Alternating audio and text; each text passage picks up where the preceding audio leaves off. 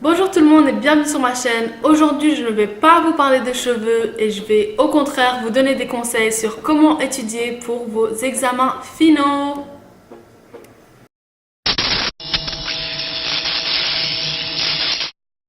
Donc je vais vous donner 10 conseils sur comment étudier pour vos examens finaux et vous devez savoir que je suis à l'université et en deuxième année. Donc je vais vous donner des conseils d'après mon expérience à l'université. Donc il faut savoir qu'à l'université, vous avez l'option d'avoir des cours séparés en 2 semestres. Donc un cours qui sera par exemple psychologie 101 et psychologie 102, mais qui sera un cours continu mais séparé en 2 semestres. Donc vous pourrez étudier pour vos examens finaux, donc vous en aurez 2 et ce sera juste pour 4 mois. Donc ça fait beaucoup moins d'études et beaucoup moins de pression que prendre un cours pour 8 mois par exemple et devoir étudier depuis septembre jusqu'à mars ou avril. Mon deuxième conseil est de ne pas commencer à étudier 2 jours avant votre examen. S'il vous plaît, commencez à étudier au moins 2 semaines avant votre examen, puisque si vous étudiez que 2 jours avant votre examen, franchement, honnêtement, vous n'allez pas retenir tout. Comme il y a beaucoup de gens que j'entends qui disent « Ah ouais, j'ai étudié que 2-3 jours avant l'examen, puis j'ai eu un 60%, j'ai eu un 70%. » C'est pas assez. Si vous voulez un 80-90, vous devez étudier avant ça. Vous devez étudier au moins 2 semaines ou même commencer à étudier depuis que vous avez commencé cette classe. Donc tout simplement, il faut vous organiser et dès que vous savez la date de votre examen final, ou vos examens finaux, tout simplement essayez de les marquer dans un agenda ou quelque part ou même dans votre iPhone. Mettez-vous genre une alarme 2 semaines avant l'examen pour être sûr de commencer à étudier.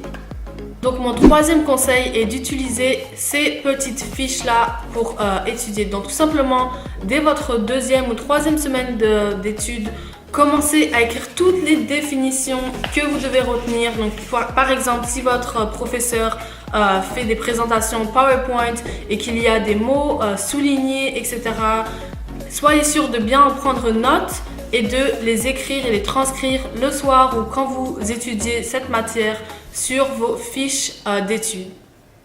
Quatrième conseil est d'étudier par chapitre. Donc tout simplement faire un résumé de chaque chapitre, avoir tous les concepts les plus importants, toutes les définitions les plus importantes ensemble et bien sûr de comprendre comment et qu'est-ce qui s'est passé dans ce chapitre.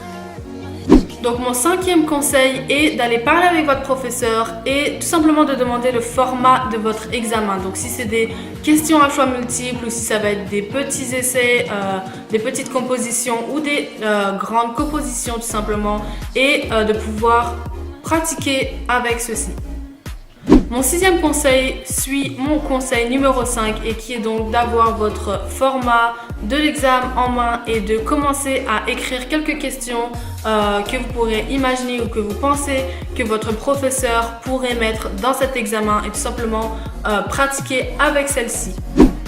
Et d'avoir un groupe d'amis dans cette classe pour pouvoir faire des études en groupe et donc pour pouvoir se poser des questions à l'un et à l'autre, tout simplement pour étudier plus facilement et voir ce que les autres par exemple pourraient penser que le professeur va demander dans l'examen final. Maintenant, si vous n'avez pas d'amis dans cette classe, ça arrive, moi aussi j'ai des classes où je n'ai pas d'amis dans cette classe. Donc ce que je fais, c'est vraiment je demande à ma famille ou à mes proches, quand je rentre à la maison, je leur demande est-ce que tu peux m'aider à étudier. Donc par exemple, je vais soit écrire des questions et leur demander de me les poser après que j'ai étudié, ou je vais tout simplement leur donner mon cahier de notes et ils vont me poser les questions qu'ils veulent selon ce qu'ils voient sur mon cahier de notes.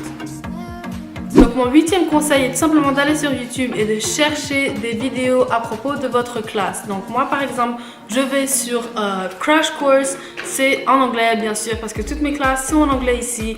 Donc moi ce que je vous conseille c'est si vous voulez voir ces vidéos parce qu'elles sont vraiment bien faites, vous pouvez aussi activer les sous-titres pour pouvoir comprendre ce qu'ils disent, ou si vous comprenez l'anglais c'est parfait, mais sinon il y aura toujours des vidéos aussi en français de certains professeurs ou d'étudiants qui vont faire tout simplement un sommaire de ce qu'ils ont étudié et de quoi la classe consiste. Donc mon 9e conseil est tout simplement d'aller sur internet aussi sur des sites qui peuvent vous donner des exemples de questions et d'études tout simplement pour vos finaux. Donc simplement moi je vais sur Quizlet et c'est un site en anglais, je pense qu'il est en français aussi. Et vous pouvez tout simplement aller sur votre matière et sur le chapitre par exemple et ils vont vous poser certaines questions et ça va juste être des quiz ou des examens pour pratiquer tout simplement.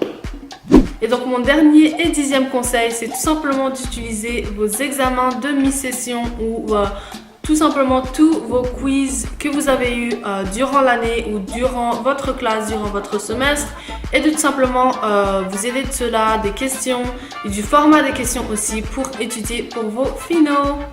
Merci d'avoir regardé la vidéo, j'espère que vous avez aimé et n'hésitez pas à commenter en dessous de la vidéo pour me dire comment vous avez aimé cette vidéo et si vous aimeriez voir plus de vidéos sur le sujet de l'école ou autre tout simplement et j'en ferai plus.